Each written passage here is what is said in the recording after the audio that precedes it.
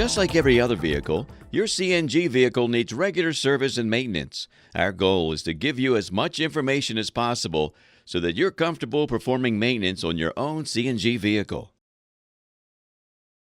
Be assured, your CNG fuel system is not a bomb. Handled properly, it's safer than the gas and diesel engines you've been accustomed to working on for years. If you have any questions after viewing this video or do not feel capable of performing this work personally, please contact us and we'll arrange personal training for you or help locate a service center near you.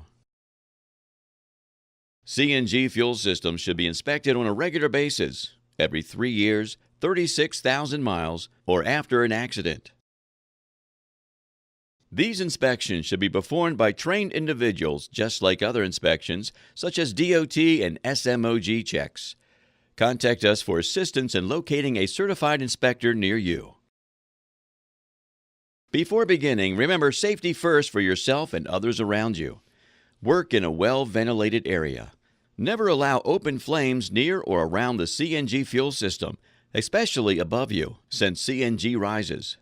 No smoking while servicing the CNG fuel system. Know your surroundings and be cautious of others working near you. Okay, before we start, let's get to know your CNG fuel system by identifying the components. This training is designed as a general overview of not only the Mainstay CNG fuel system, but also most other CNG fuel systems on the market today. After viewing this video, you should be able to service most any CNG vehicle, not just Mainstay systems, because most CNG fuel systems use a variation on the same types of components to store and transport the fuel to your engine.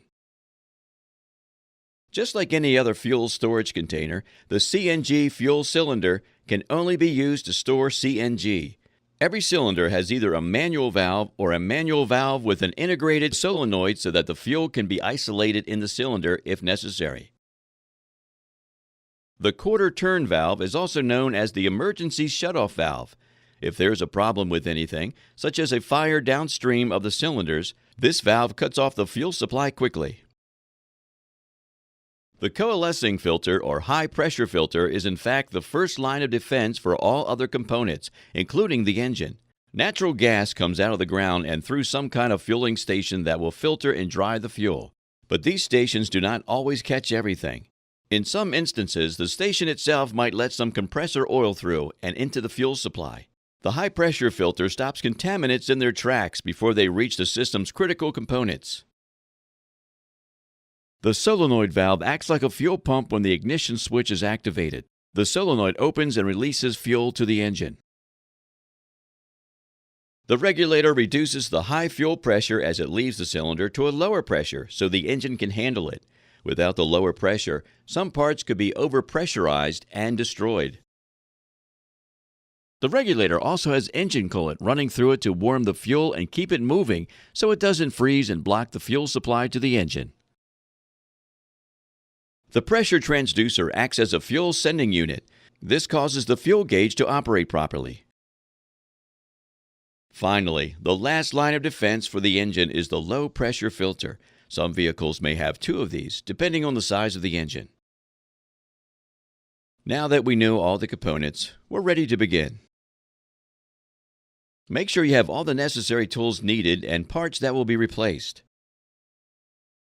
First and foremost, it is paramount that you shut off CNG fuel flow before beginning any maintenance or service on your fuel system.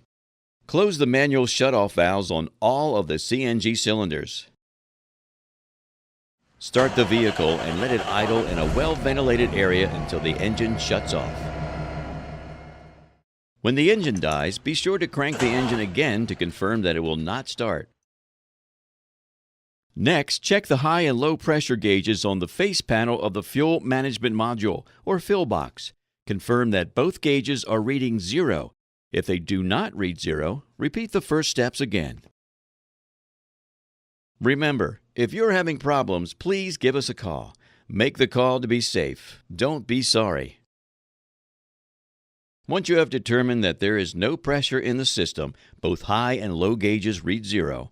It is now safe to remove the canister containing the coalescing filter. If you see any foreign debris or liquid inside the canister, use a parts cleaner and shop air to remove them.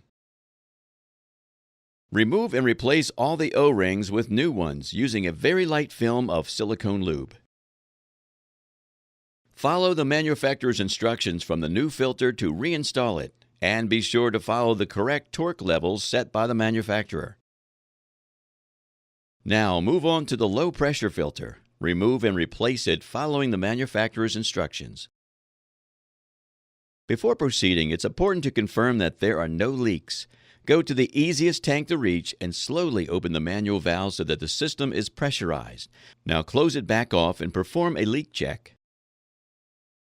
Using a liquid leak detector, squirt the fluid around the areas that you have just installed.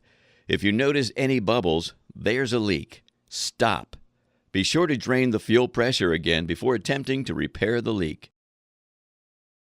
Once you have confirmed that there are no more leaks, open all the manual valves on the cylinders and return the vehicle to service. As an innovator and supplier of best-in-class CNG fuel delivery systems to the large fleet and heavy-duty vehicle market since 2006, we at Mainstay Fuel Technologies are committed to providing you with the reliable fuel system products and easily serviceable designs that will help increase mileage, boost savings, and lead you to a greater success in the marketplace.